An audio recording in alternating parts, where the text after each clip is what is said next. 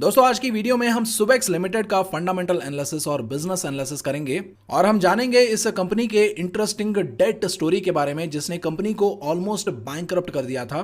और उसके साथ साथ हम ये भी देखेंगे कि कैसे 5G टेक्नोलॉजी इस कंपनी के फ्यूचर ग्रोथ में एक इंपॉर्टेंट रोल निभाने वाला है। And last but not the least, comment section में आप लोगों का फेवरेट कमेंट जो आप बार बार लिखते रहते हैं, क्या सुबेक्स लिमिटेड में एक सॉफ्टवेयर जाइंट बनने का पोटेंशियल है और क्या ये स्टॉक आज जहां पर है वहां से ये एक मल्टी बैगर बनने का क्षमता रखता है या नहीं रखता है। तो इन तमाम सवालों का जवाब जानने के लिए वीडियो को ध्यान से देखिए और वीडियो के एंड तक आपको खुद ही जवाब मिल जाएंगे। और आगे बढ़ने से पहले शेयर मार्केट के रिलेटेड डेली अपडेट्स के लिए आप हमारे टेलीग्राम चैनल ज्वाइन कर सकते हैं। हमारे टेलीग्राम चैनल का आईडी है एसिंक ऑफिशियल और उसका ज्वाइनिंग लिंक आपको नीचे वीडियो के डिस्क्रिप्शन में मिल जाएगा। और उसके साथ साथ जिन वीडियोस को लोग ज्यादा लाइक करते हैं और उस वीडियो में कमेंट से लिखते हैं, यूट्यूब उन वीडियोस को ज्यादा लोगों तक पहुंचाता है और इसीलिए ऐसे क्वालिटी वीडियोस बनाने के लिए हमारी टीम जो रिसर्च और मेहनत करती है उसके बदले में अगर आप मुझे और मेरी टीम को अप्रिशिएट और मोटिवेट करना चाहते हैं तो वीडियो के ऊपर जो लाइक बटन है उसको प्रेस करके आप वीडियो को लाइक कर सकते हैं। और उसके साथ साथ आप कमेंट सेक्शन में हमारे टीम के लिए अप्रिसिएशन, फीडबैक या नेक्स्ट वीडियो हमें कौन से टॉपिक के ऊपर बनाना चाहिए वो आप कमेंट कर सकते हैं। तो चलिए अभी डिस्कशन को आगे बढ़ाते हैं और सबसे पहले सुबेक्स के बिजनेस के बारे में इंफॉर्मेशन जान लेते हैं।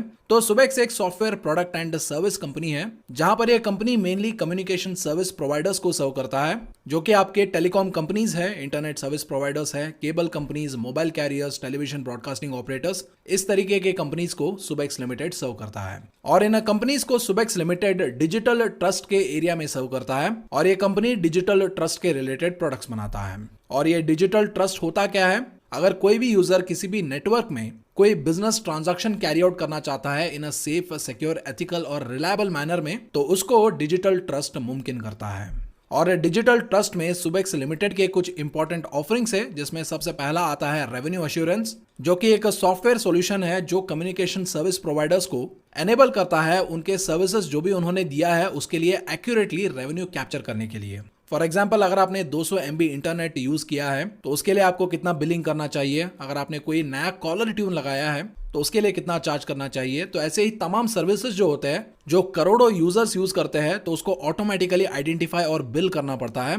और अगर ये एक्यूरेट नहीं होता है तो वहां पर डायरेक्टली कंपनी को रेवेन्यू लॉस होता है। और इसीलिए ऐसे कंपनीज रेवेन्यू अश्योरेंस यूज करते हैं जो इन तमाम सर्विसेज जो यूजर्स यूज करते हैं उसको आइडेंटिफाई करता है और उसके लिए रेवेन्यू कैप्चर करता है। और उसके बाद आता है नेटवर्क एनालिटिक्स, जो कि नेटवर्क डेटा और स्टैटिस्टिक्स को एनालाइज करता है और वहां से ट्रेंड और पैटर्न्स को आइडेंटिफाई करता है, जहां पर well in advance security breaches जैसे इवेंट्स को आइडेंटिफाई किया जा सकता है और उसको प्रिवेंट किया जा सकता है। और इन सर्विसेज के अलावा ये company fraud management, identity analytics, partner ecosystem management, IoT security और एनोमली डिटेक्शन जैसे online security and safety software and tools भी प्रोवाइड करता है। तो ओवरऑल अगर आप देखें तो ये जो सर्विस इंडस्ट्री है ये एक ग्रोइंग इंडस्ट्री है जहां पर ऐसे सर्विसेज की रिक्वायरमेंट हमेशा रहती है और उसके साथ साथ यहाँ पर अपग्रेडेशन स्कोप भी ज्यादा होता है, जिससे सुबेक्स लिमिटेड जैसे कंपनीज को अपग्रेडेशन सर्विसेज की time to time regular income stream भी आता रहता है। तो वही अगर आप कंपनी का रेवेन्यू स्प्लिट देखेंगे तो ये जो मैनेज्ड सर्विसेज होते हैं वहां से कंपनी को 39% रेवेन्यू आता है। और यहाँ पर मैनेज्ड सर्विसेज का मतलब आप एक तरीके का आउटसोर्स्ड सर्विस मान सकते हैं। और उसके बाद सपोर्ट सर्विस एंड अदर्स से कंपनी को 33% रेवेन्यू आता है। और उसके बाद ये कंपनी अपने प्रोडक्ट्स की इंप्लीमेंटेशन, कस्टमाइजेशन और लाइसेंसिंग जो करता है उसके लिए कंपनी को 28% ऑफ द रेवेन्यू आता है। तो ये तो हो गया सेगमेंट वाइज रेवेन्यू। तो चलिए अभी देखते हैं कि जियोग्राफिकल लोकेशन वाइज कंपनी का रेवेन्यू कैसा है। तो इस कंपनी के कस्टमर्स अक्रॉस 90 कंट्रीज में है, जहां पर यूरोप, मिडिल ईस्ट और अफ्रीका से कंपनी को अराउंड 55% ऑफ द रेवेन्यू आता है। एशिया पैसिफिक और रेस्ट ऑफ द वर्ल्ड से कंपनी को अराउंड 21% ऑफ द रेवेन्यू आता है। और अमेरिका से यानी नॉर्थ अमेरिका और साउथ अमेरिका से कंपनी को अराउंड 20% ऑफ द रेवेन्यू आता है। और इंडिया से कंपनी को अराउंड 3% ऑफ द रेवेन्यू आता है। तो वही अगर आप इस कंपनी के कुछ मेजर क्लाइंट्स देखेंगे तो एयरटेल इसका कस्टमर है, AT&T जो कि अमेरिका का लार्जेस्ट टेलीकॉम कंपनी है वो भी इसका कस्टमर है, टेक महिंद्रा, ऑप्टस, मैक्सिस और भी बहुत सारे कंपनीज सुबेक्स लिमिटेड के कस्टमर्स हैं। और एक फन फैक्ट मैं आपको बताता हूं, अगर आप दुनिया के 50 टॉप टेलीकॉम कंपनीज को कंसिडर करेंगे तो उसमें 75% of the companies Subex limited के क्लाइंट्स हैं। और यूजुअली जिस नेचर ऑफ बिजनेस में सुबेक्स इन्वॉल्व है वहां पर जो क्लाइंट्स आते हैं वो यूजुअली लॉन्ग टर्म क्लाइंट्स होते हैं और उसी रीजन की वजह से सुबेक्स लिमिटेड का जो कस्टमर रिटेंशन है वो 98% है। और सुबेक्स लिमिटेड का approximately around 60% of the revenue इसको एनुअली रिकरिंग बेसिस पे आता है। तो ये था सुबेक्स लिमिटेड का एक ओवरऑल बिजनेस व्यू और इन्फॉर्मेशन। तो चलिए अभी बात करते हैं सुबेक्स लिमिटेड के इंटरेस्टिंग डेट स्टोरी के बारे में जिसने कंपनी को ऑलमोस्ट बैंकरप्ट कर दिया था। लेकिन उससे पहले अगर आप किसी भी शेयर को बाय करना चाहते हैं या सेल करना चाहते हैं तो उसके लिए आपके पास डीमैट और ट्रेडिंग अकाउंट होना जरूरी होता है। और इसीलिए मैंने वीडियो के डिस्क्रिप्शन में इंडिया के टॉप 3 डिस्काउंट ब्रोकर्स का लिंक दिया है, जिसके ऊपर क्लिक करके आप डीमैट और ट्रेडिंग अकाउंट ओपन कर सकते हैं। और अकाउंट ओपन करने के बदले आपको फ्री बेनिफिट्स भी मिल जाएंगे और कुछ डिस्काउंट ब्रोकर्स के केस में आपका अकाउंट बिल्कुल फ्री में भी खुल जाएगा। और अगर आप बेनिफिट्स के बारे में जानना चाहते हैं या अगर आपको डीमैट अकाउंट ओपन करने में कोई भी डिफिकल्टी हो रहा है तो यहाँ पर ऊपर आपको हमारा व्हाट्सएप चैट सपोर्ट नंबर दिख रहा होगा, वहां पर आप हमारी टीम को कांटेक्ट कर सकते हैं और मदद ले सकते हैं। तो चलिए अभी बात करते हैं उस डेट स्टोरी के बारे में जिसने कंपनी को ऑलमोस्ट बैंकरप्ट कर दिया था। तो ये किस्सा शुरू होता है अर्ली 2000s में, जहां पर सुबेक्स लिमिटेड बहुत सारे कंपनीज को एक्वायर करता है और इन एक्विजिशंस को सुबेक्स लिमिटेड कैश देके नहीं करता है बल्कि ये सुबेक्स लिमिटेड के शेयर्स देके करता है। और ये सारे एक्विजिशंस स्मार्ट के साथ साथ प्रॉफिटेबल भी प्रूव होते हैं और 2003 और 2007 के बीच में कंपनी बहुत ही बढ़िया तरीके से ग्रो होता है। लेकिन 2007 में कंपनी एक बहुत ही बड़ी गलती कर देता है जहां से कंपनी का डाउनफॉल शुरू होता है। तो 2007 में सुबेक्स लिमिटेड एक कनाडा बेस्ड कंपनी को एक्वायर करता है जिसका नाम है सिंडेसिस। और इस कंपनी को एक्वायर करने के लिए सुबेक्स लिमिटेड शेयर्स नहीं देता है बल्कि $165 मिलियन कैश देता है, जो कि कंपनी के डाउनफॉल का सबसे बड़ा कारण साबित होता है फ्यूचर में, क्योंकि इस एक्विजिशन के तुरंत बाद ही यूएसए में लेमन ब्रदर्स बैंक कोलैप्स हो जाता है और ग्लोबल फाइनेंशियल मेल्टडाउन शुरू हो जाता है। और वहां से सुबेक्स लिमिटेड के लिए एक लंबा मुश्किल दौर शुरू हो जाता है और 2012 आते आते इस कंपनी के जो फाउंडर्स थे सुभाष मेनन और एलेक्स पीजे दोनों कंपनी को एग्जिट कर देते हैं। और इसी टाइम के आसपास सुबेक्स लिमिटेड बहुत सारे एम्प्लॉइज को ले ऑफ करता है और यह ऑलमोस्ट तय हो जाता है कि सुबेक्स लिमिटेड कभी भी बैंकरप्ट हो सकता है और बंद हो सकता है। लेकिन उसके बाद जो हुआ वो मिरेकल से कम नहीं है, क्योंकि उसके बाद सुबेक्स लिमिटेड धीरे धीरे अपना कॉस्ट कट करता है और लो मार्जिन बिजनेसेस को बंद कर देता है और हाई मार्जिन बिजनेस पे ज्यादा फोकस करता है। और कंपनी अपने कैश डेट को धीरे धीरे वापस रीपे करने लगता है और कंपनी का जो भी debt foreign currency convertible bonds में था उसको वो इन्वेस्टर्स का भरोसा जीत के उन्हें कंपनी के इक्विटी में कन्वर्ट कर देता है। तो इस तरीके से धीरे धीरे फाइनली 2021 में कंपनी पूरी तरीके से डेट फ्री बन जाता है। तो ये था सुबेक्स लिमिटेड का वो डेट स्टोरी जहां पर सुबेक्स लिमिटेड ने ब्रिंक ऑफ बैंक्रप्सी से कमबैक किया। तो चलिए अभी डिस्कशन को आगे बढ़ाते हैं और देखते हैं कि लास्ट 4 इयर्स में जब कंपनी का जो कमबैक स्टोरी चल रहा था तो उस टाइम उसका इंपैक्ट कंपनी के फाइनेंशियल्स पे क्या पड़ा और उसकी वजह से कंपनी के फंडामेंटल्स कैसे चेंज हुए, चलिए उसको भी देख लेते हैं। तो डिस्कशन की शुरुआत कंपनी के प्राइस चार्ट से करते हैं। तो लास्ट 1 ईयर में कंपनी ने 360% के आसपास रिटर्न्स डिलीवर किया है और टिकर टेप के प्रो इन्वेस्टमेंट चेकलिस्ट के अनुसार डिफॉल्ट प्रोबेबिलिटी बहुत ही लो है। कंपनी क्वालिटी चेक्स में सेटिस्फैक्टरी परफॉर्मेंस देता है और ग्रोथ स्कोर में कंपनी का परफॉर्मेंस अभी भी थोड़ा पुअर है। यानी अगर आप सेफ्टी के पर्सपेक्टिव से देखेंगे तो कंपनी के फंडामेंटल्स अभी सिक्योर नजर आ रहे हैं। और वही अगर आप मार्केट कैप की अगर आप बात करें तो करंटली कंपनी का मार्केट कैप अराउंड 2796 करोड़ के आसपास है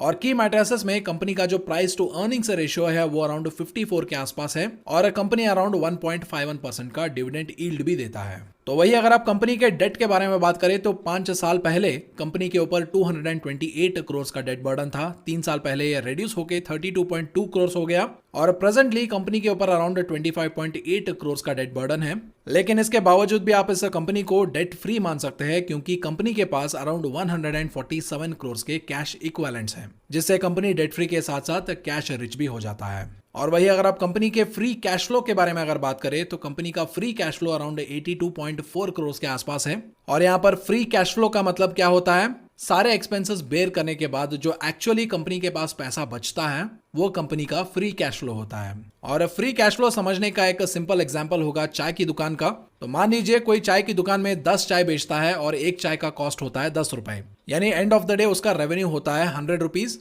लेकिन उस चाय वाले ने दूध, शक्कर, गैस इन सारी चीजों को खरीदने के लिए अराउंड 80 रुपीज स्पेंड किया था। तो अगर आप इस 80 रुपीज के एक्सपेंसेस को 100 रुपीज के रेवेन्यू से माइनस करेंगे तो उसका नेट प्रॉफिट 20 रुपीज हुआ। तो ये हुआ उस चाय वाले का प्रॉफिट एंड लॉस स्टेटमेंट। लेकिन ये जो 10 चाय इसने बेचा है उसमें 3 लोगों ने उधारी पे चाय पिया है, यानी अभी 30 रुपीज कंपनी में आए नहीं है, बस वो बुक्स में रजिस्टर्ड है। तो इसीलिए अगर आप इस 30 रुपीज को 20 रुपीज के प्रॉफिट से माइनस करेंगे तो अभी भी उस चाय वाले को 10 रुपए का नुकसान हुआ है, क्योंकि ये जो 30 रुपए की उधारी का चाय है उसका पैसा फ्यूचर में आने वाला है लेकिन अभी नहीं आया है। तो इसीलिए फ्री कैश फ्लो हमें एक्चुअल में ये बताता है कि कंपनी रियलिटी में कितना पैसा कमा रहा है। तो इसके बाद चलिए कंपनी के प्रॉफिट एंड लॉस स्टेटमेंट भी देख लेते हैं। तो मैंने यहाँ पर 2018 से लेके ट्रेलिंग 12 मंथ्स का डेटा डिस्प्ले किया है, जहां पर कंपनी का सेल्स ग्रोथ 2018 और 19 के बीच में 7.41% था, 2019 और 20 के बीच में 4.89%, 2020 और 21 के बीच में 1.92% और 2021 और ट्रेलिंग 12 मंथ्स के बीच में -2.15% का सेल्स ग्रोथ इस कंपनी ने दिखाया है। तो अभी सेल्स के बाद चलिए नेट प्रॉफिट देखते हैं। लेकिन नेट प्रॉफिट का जो डेटा है इसमें एक छोटा सा करेक्शन मैं आपको बताना चाहता हूं। तो 2020 में कंपनी ने एक बहुत बड़ा लॉस दिखाया था ऑफ अराउंड -269 करोड़, लेकिन यह लॉस कुछ अदर इनकम की वजह से था, जहां पर अदर इनकम में अराउंड -303 करोड़ रजिस्टर्ड थे और ये कुछ वन टाइम एडिशनल एक्सपेंस था, जिसकी वजह से नेट प्रॉफिट ग्रोथ को कैलकुलेट करने के लिए थोड़ा मुश्किल हो रहा था। तो इसीलिए मैंने ये जो -303 करोड़ का अदर इनकम वाला लॉस था उसको मैंने यहाँ पर एक्सक्लूड कर दिया है। और इसे एक्सक्लूड करने के बाद 2020 में कंपनी का जो नेट प्रॉफिट है वो अराउंड 34 करोड़ के आसपास आता है। और मैंने एक करेक्शन सिर्फ इसीलिए किया है क्योंकि ये अदर इनकम वाला लॉस ऑपरेशन से नहीं आ रहा था। और इस डेटा के अकॉर्डिंग अगर आप नेट प्रॉफिट ग्रोथ देखेंगे तो 2018 और 19 के बीच में 19.05% का ग्रोथ, 2019 और 20 के बीच में 36% का ग्रोथ, 2020 और 21 के बीच में 52.94% का ग्रोथ और वही 2021 और ट्रेलिंग 12 मंथ्स के बीच में -3.85% का नेट प्रॉफिट ग्रोथ। तो यहाँ पर ट्रेलिंग 12 मंथ्स को एज ए एक्सेप्शन अगर आप कंसिडर करेंगे तो प्रॉफिट ग्रोथ यहाँ पर बहुत बढ़िया तरीके से हुआ है। और वही अगर आप सेल्स की बात करें तो सेल्स यहाँ पर बिलो एवरेज के रेट से यहाँ पर ग्रो हुआ है। और सेल्स ग्रो किए बिना नेट प्रॉफिट को ग्रो करना लॉन्ग टर्म में थोड़ा मुश्किल हो सकता है, क्योंकि मार्जिन इंक्रीज होने की वजह से एक लेवल पे तो कंपनी सेल्स ग्रो किए बिना ही अपने नेट प्रॉफिट को इंक्रीज कर पाता है, लेकिन मार्जिन कितना इंक्रीज होगा उसके लिए भी एक लिमिट रहता है। उस लिमिट के आगे अगर कोई कंपनी अपना मार्जिन इंक्रीज करने की कोशिश करता है तो ऑटोमेटिकली कस्टमर्स उस कंपनी को छोड़ के उसके कॉम्पिटिटर के पास चले जाते हैं। और इसीलिए लॉन्ग टर्म में अगर प्रॉफिट भी ग्रो होना है तो उसके साथ साथ सेल्स को भी ग्रो करना जरूरी होता है। तो चलिए अभी डिस्कशन को आगे बढ़ाते हैं और देखते हैं कि कंपनी का फ्यूचर ग्रोथ फोकस क्या है। तो कंपनी अपने फ्यूचर ग्रोथ के लिए 5G टेक्नोलॉजी के ऊपर बहुत ज्यादा डिपेंडेंट है, क्योंकि कंपनी का जो IoT security and analytics centre of trust है उस सेगमेंट में 5G टेक्नोलॉजी की वजह से एक मैसिव ग्रोथ आ सकता है। क्योंकि ऑब्वियस ही बात है 5G टेक्नोलॉजी एक फास्टर नेटवर्क है जहां पर IoT डिवाइसेस सीमिंगली काम कर सकते हैं और 5G टेक्नोलॉजी जितना ज्यादा एडाप्ट होगा उतना ही ज्यादा IoT डिवाइसेस भी बढ़ेंगे और उतना ही ज्यादा IoT डिवाइसेस नेटवर्क के साथ भी कनेक्टेड होंगे। और इसीलिए 5G टेक्नोलॉजी के ऊपर कंपनी का जो नया ग्रोथ एरिया है IoT सिक्योरिटी का वो बहुत ही ज्यादा डिपेंडेंट है। तो चलिए अभी इस कंपनी के शेयर होल्डिंग पैटर्न के ऊपर भी एक नजर डालते हैं। तो इस कंपनी में प्रोमोटर होल्डिंग 0 है, यानी ये एक प्रोफेशनली रन कंपनी है।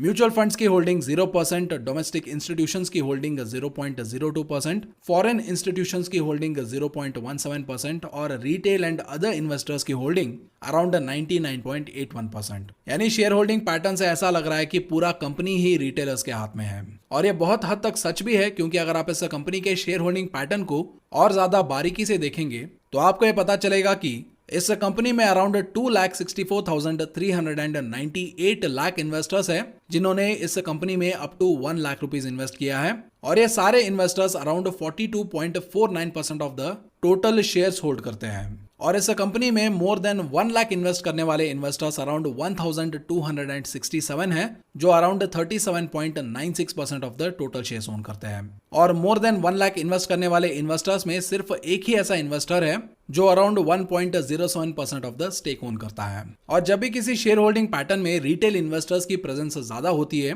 तो यूजुअली ऐसे स्टॉक्स में हर्ड मेंटालिटी आ जाती है, यानी उस कंपनी का शेयर प्राइस सेंटिमेंट ड्रिवन हो जाता है। और ऐसे सेंटिमेंट ड्रिवन स्टॉक्स ऑपरेटर्स के लिए इजी टारगेट होता है जिसको वो इजीली मैनिपुलेट कर पाते हैं। और इसीलिए आपने देखा होगा ऐसे स्टॉक्स में अपर सर्किट और लोअर सर्किट बहुत ही कॉमन होता है। और यूजुअली सेंटिमेंट ड्रिवन स्टॉक्स में कुछ ट्रिगर पॉइंट्स भी होते हैं जिससे स्टॉक में मूवमेंट हो सकता है। तो इसीलिए आपको इन ट्रिगर पॉइंट्स को ध्यान में रखना पड़ेगा, जहां पर पहला ट्रिगर पॉइंट हो सकता है न्यूज, क्योंकि एक छोटा सा पॉजिटिव या नेगेटिव न्यूज कंपनी के शेयर को अपर सर्किट या लोअर सर्किट में डाल सकता है। और उसके बाद आपको ट्रैक करना होता है FIIs, DIS और वेल नोन इन्वेस्टर्स की बाइंग, क्योंकि अगर इनमें से कोई भी इस शेयर में इन्वेस्ट करता है तो उससे एक अपवर्ड मोमेंटम ट्रिगर हो सकता है, जिससे स्टॉक में गेन देखने को मिल सकता है। और इसे ट्रैक करना बहुत ही आसान होता है। अगर आप रेगुलर बेसिस पे NSE या BSE वेबसाइट पे ये जो बल्क और ब्लॉक डील्स का डेटा होता है उसको अगर आप एनालाइज करेंगे, या उसमें बस आप सुबेक्स को सर्च करेंगे, तो आपको जो भी बड़े पैमाने पे इस शेयर में एक्टिविटी हो रहा है उसका जानकारी आपको मिल जाएगा। तो जैसा कि मैंने बताया, ये स्टॉक कभी सेंटिमेंट ड्रिवन है, तो इसीलिए ऐसे ट्रिगर पॉइंट्स को ध्यान में रखिए, क्योंकि ऐसे ट्रिगर पॉइंट्स शेयर के प्राइस को एक बड़े पैमाने पे इन्फ्लुएंस कर सकते हैं। And finally as a conclusion, अगर आप कंपनी के स्ट्रेंथ और वीकनेस की बात करें, तो कंपनी के स्ट्रेंथ है, कंपनी एक ग्रोइंग सर्विस इंडस्ट्री में है, कंपनी डेट फ्री है, कैश रिच है, और कंपनी के जो प्रॉफिट मार्जिन है वो भी बहुत बढ़िया है। और वही अगर आप वीकनेस की बात करें तो डेफिनेटली इसका जो शेयर होल्डिंग पैटर्न है वो definitely on the weaker side आएगा, और कंपनी के ज्यादा से ज्यादा शेयर्स रिटेल इन्वेस्टर्स के पास होने की वजह से करंटली ये स्टॉक न्यूज बेस्ड स्टॉक है, यानी इस कंपनी के शेयर प्राइस को सेंटिमेंट ड्राइव करता है और रिटेल इन्वेस्टर्स के सेंटिमेंट न्यूज ड्राइव करता है। तो ये था मेरा एनालिसिस सुबेक्स लिमिटेड के ऊपर, लेकिन आपका ओपिनियन क्या है उसको कमेंट सेक्शन में जरूर